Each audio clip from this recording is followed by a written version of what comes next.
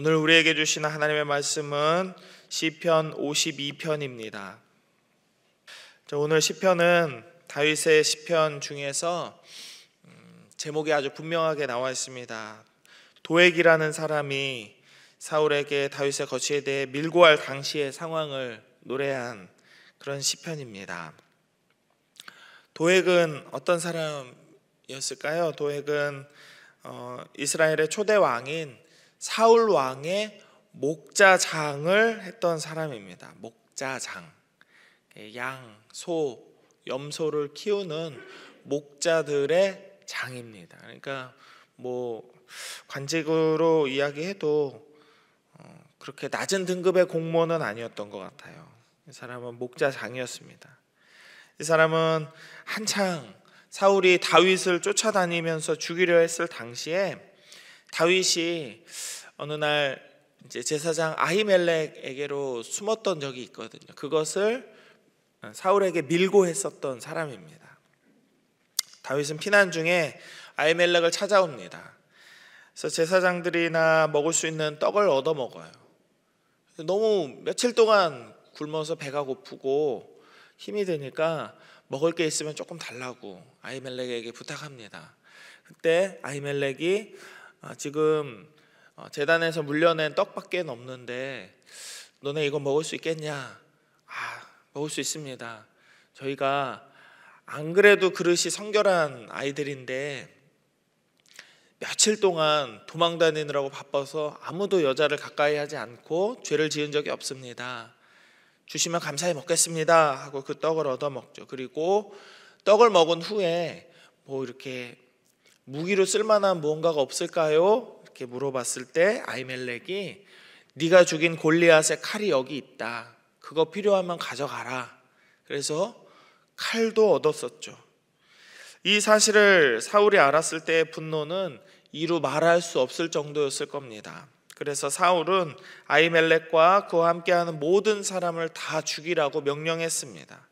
그러나 사울의 부하들은 하나님을 두려워했기 때문에 아무도 감히 칼을 빼지 못했어요.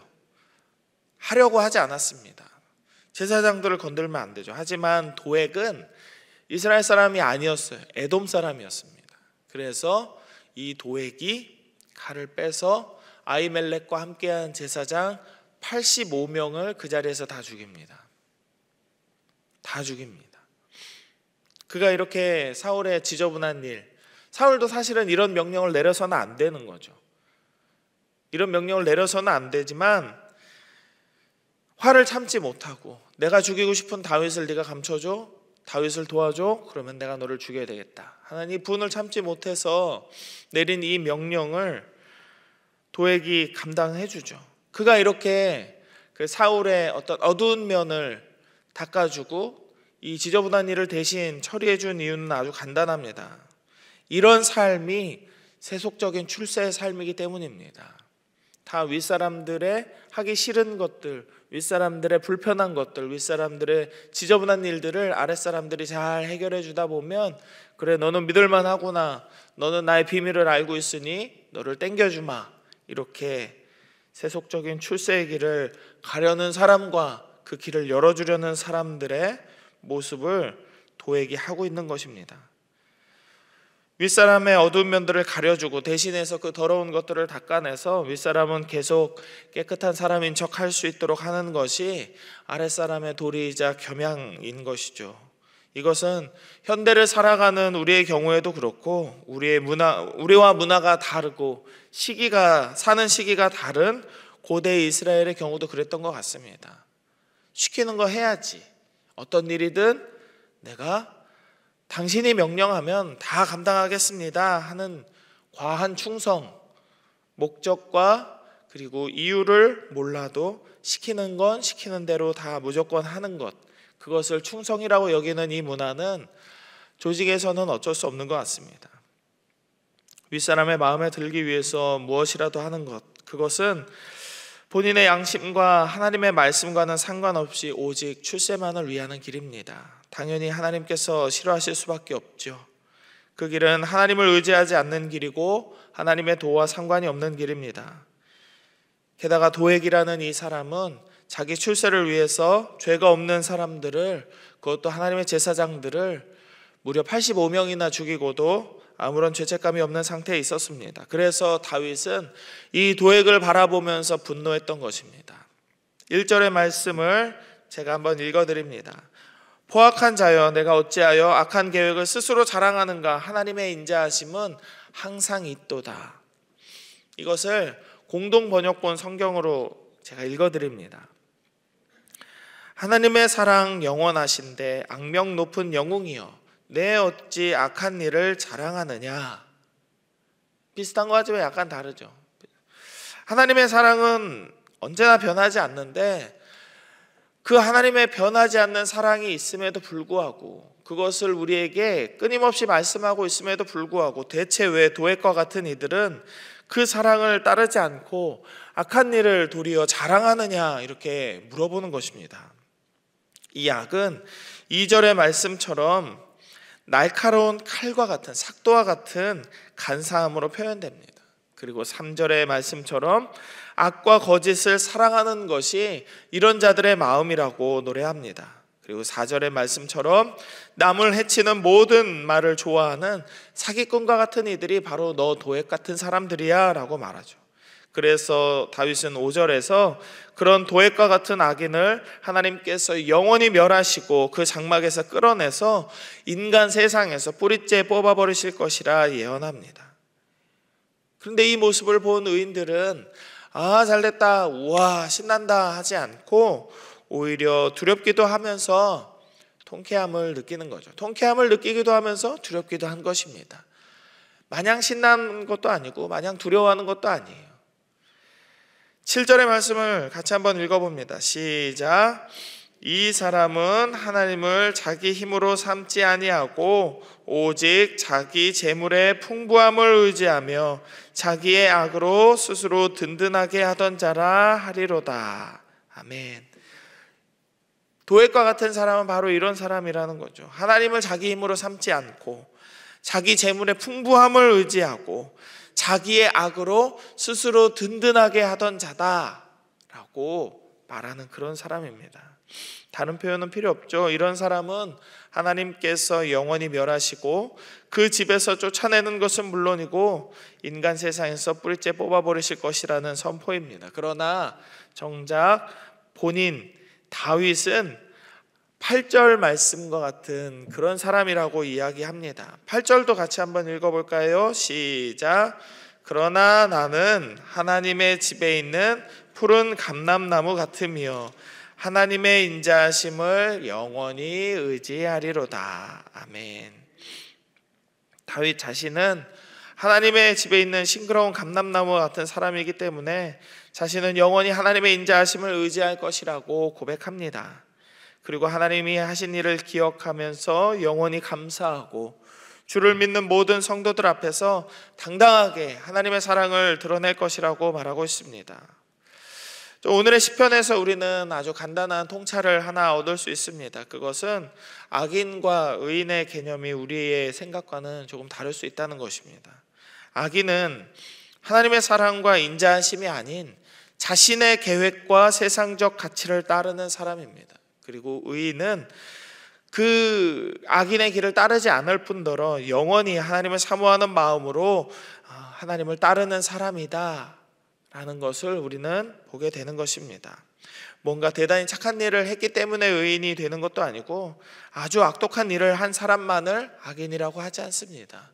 도둑질을 하거나 살인을 하거나 강도짓을 한 사람만 악인이라고 말하는 것이 아니라 하나님을 의지하지 않는 사람들을 성경에서는 악인이라고 말합니다. 때로는 실수하고 때로는 넘어지고 때로는 다른 여타의 사람들과 동일한 죄를 짓는다 할지라도 이 마음이 항상 하나님을 향해 있고 하나님을 따르는 자들은 하나님께서 우리를 의롭게 보신다라는 것을 우리는 잊어서는 안 되겠습니다. 하나님을 믿고 의지하면 의인의 삶을 살게 될 것이고 하나님을 저버리고 살면 그 상태로 악인의 길을 걷게 되는 것이기 때문이죠. 세상적인 관점에서 봤을 때 도액이라고 하는 사람은 굉장히 처신을 잘한 사람입니다. 윗사람이 시키면 시키는 대로 해야지. 토를 달면 안 되고 거절해서도 안 되고 하라는 대로 해야 성공할 수 있는 것입니다. 위에서 시키는 일을 무엇이든 하는 사람, 누가 보더라도 충성스러운 사람이라고 할 수 있습니다. 하지만 세상 모든 사람들이 충성스럽다 하더라도 하나님 보시기에 악한 모습이라면 그는 절대로 하나님과 동행할 수 없고 의인의 자리에 설 수 없을 것입니다. 사랑하는 여러분, 우리는 하나님을 믿는 성도들입니다. 교회 밖에 우리의 삶의 자리에서도 이 사실이 변해서는 안 되겠습니다. 밥을 먹을 때나 일을 할 때나 누구와 만나서 무엇을 하든지 우리는 하나님의 인자하심이 영원한 것처럼 언제나 동일하고 한결같은 믿음으로 하나님의 영광을 드러내는 삶을 살아야겠습니다. 우리가 그렇게 살아갈 때 하나님께서는 우리 모두를 푸른 감람나무와 같이 자라게 하실 것을 믿으시기 바랍니다. 우리의 잎사귀는 가무는 해를 두려워하지 않게 될 것이고 우리의 가지들은 풍성한 삶의 열매로 하나님께 감사하게 될 것입니다. 세상 사람들의 말과 행동에 귀를 기울이지 마시고 하나님께서 원하시는 것이 무엇인지를 생각하며 살아가는 오늘의 삶이 되기를 바랍니다. 하나님은 우리를 의인이라고 부르시며 우리에게도 풍성한 은혜를 베풀어 주실 것입니다. 오늘 하루도 이 마음으로 온전히 하나님만 의지하고 기도하는 우리 모두가 되기를 주의 이름으로 축복합니다. 아멘. 우리 이 말씀을 기억하시면서 함께 기도하겠습니다. 세 가지의 제목을 놓고 같이 기도하면 좋겠습니다. 먼저는 언제나 정직한 마음으로 하나님을 의지하고 하나님의 신실하심을 닮은 거룩한 백성들이 다 되게 하여 주옵소서 기도하십시다. 그리고 두 번째로는 어제부터 사순절이 시작되었는데요. 사순절이 시작된 가운데 우리를 위해 십자가를 지신 예수님께 감사하는 마음을 되새기고 경건한 마음으로 우리의 속사람이 새롭게 거듭나는 이 사순절 되게 하여 주옵소서 기도하시고, 마지막 세 번째로는 이제 남아있는 겨울 캠프의 일정 속에서 하나님의 은혜가 아이들과 교사들, 교육자들에게 넘치도록 부어지게 해달라고 기도하시고, 그리고 매월 셋째 주에 있는 구역 리더 모임을 위해서 이렇게 같이 기도하면서 나아가시겠습니다.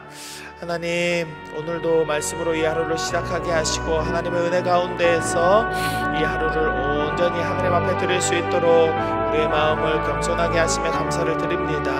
하나님, 우리가 우리의 삶을 살아갈 때 우리의 삶의 자리에서 언제나 정직한 마음으로 살기를 원합니다. 하나님만 의지하는 신실한 마음을 가진 의인의 삶을 살기를 원합니다. 주님, 하나님의 신실하심을 닮아서 거룩한 백성들 다 되게 하여 주시옵소서. 정직하게 살게 하시고 성실하게 살게 하시고 우리의 온 마음과 뜻을 다해 하나님을 사랑하는 삶을 살게 하여 주시옵소서. 그래서 누가 우리를 바라보든지 하나님의 사람으로 예수님을 잘 믿는 주의 제자들로서 살아가는 사람이다 이야기를 들을 수 있도록 주여 우리의 삶을 이끌어 주시옵소서. 때로는 낙심하고 넘어지고 절망스러운 순간이 온다 할지라도 하나님, 우리의 온 마음을 하나님을 향하게 하시고 주의 성령으로 우리를 충만하게 채우사 믿음의 삶을 살아가는데 지치지 않도록 언제나 우리에게 힘과 능력을 더하여 주시옵소서.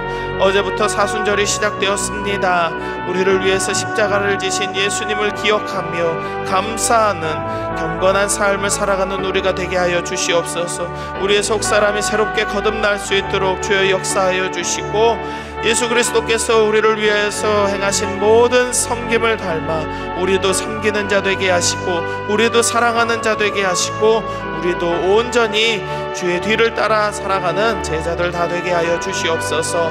남아있는 겨울 캠프의 일정이 있습니다. 전학년부와 저학년부 아이들에게 하나님 은혜가 있기를 원합니다. 준비하는 교사들과 교육자에게 하나님께서 기름 부어주시고 지치지 않도록 힘과 능력 더하여 주시옵소서. 매월 셋째 주에 함께하는 구역 리더 모임 가운데에도 주께서 함께하시고 주의 능력을 더하여 주시고 모인 무리에게 하나님 기름 부어주셔서 하나 되게 하시고 한마음 되게 하시고 서로 사랑하게 하여 주시옵소서. 하나님께서 함께하여 주시기를 간절히 원합니다.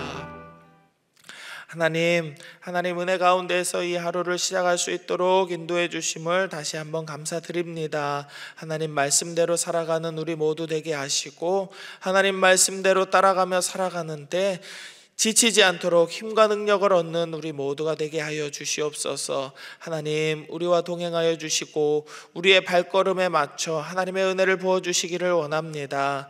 우리의 삶의 자리에서 세상은 우리에게 도액과 같은 길을 걸어가라고, 마땅히 세상이 따르는 길을 따라가라고 우리를 유혹할지라도 하나님, 우리의 마음과 생각과 뜻을 다해 오직 하나님만 따르며 하나님만 사랑하는 자로 살아가게 하여 주시옵소서. 이 믿음으로 살아갈 때 하나님께서 우리의 삶의 길을 열어주시고 형통하게 하여 주실 줄로 믿습니다. 하나님께서 우리의 삶의 자리에서 우리가 수고하는 모든 산업 위에 기름 부으셔서 풍성한 열매 맺게 하여 주실 줄로 믿습니다. 하나님을 믿는 자들이 수치를 당하지 않게 하시고 하나님을 믿고 의지하는 우리의 믿음이 연약하여져서 땅에 떨어지지 않도록 주의 성령의 능력으로 우리를 붙들어 주시옵소서. 사순절이 시작되었습니다. 십자가를 지신 예수님을 기억하며 감사하는 마음을 얻게 하시고 경건한 마음으로 새롭게 거듭나는 우리가 되게 하여 주시옵소서. 남아있는 저학년부와 전학년부의 캠프 일정 가운데에서도 하나님 함께 하시고 준비하는 모든 이들에게 힘과 능력 부어주시며 하나님, 매월 셋째 주 모이는 구역 리더 모임 가운데 하나님 함께 하시고 하나님께서 구역 모임 함께하는 모든 구역원들 가운데에도 은혜 부어주셔서 하나 되고 함께 모여서 한 마음으로 우리가 한 몸을 이루어가는 작은 교회로서 광양제일교회 여러 구역들이 부흥할 수 있도록 하나님 은혜 내려 주시옵소서. 오늘을 살아가는 광양제일 성도들의 모든 삶의 기도 제목 가운데도 함께 하시고 저들의 타는 심정 가운데, 저들의 낙심하고 절망스럽고 고통스러운 하루의 삶 가운데에도 하나님께서 위로와 능력과 힘과 하늘의 크신 은혜를 베풀어 주시기를 간절히 소망하며 거룩하신 예수님의 이름 받들어 기도드립니다.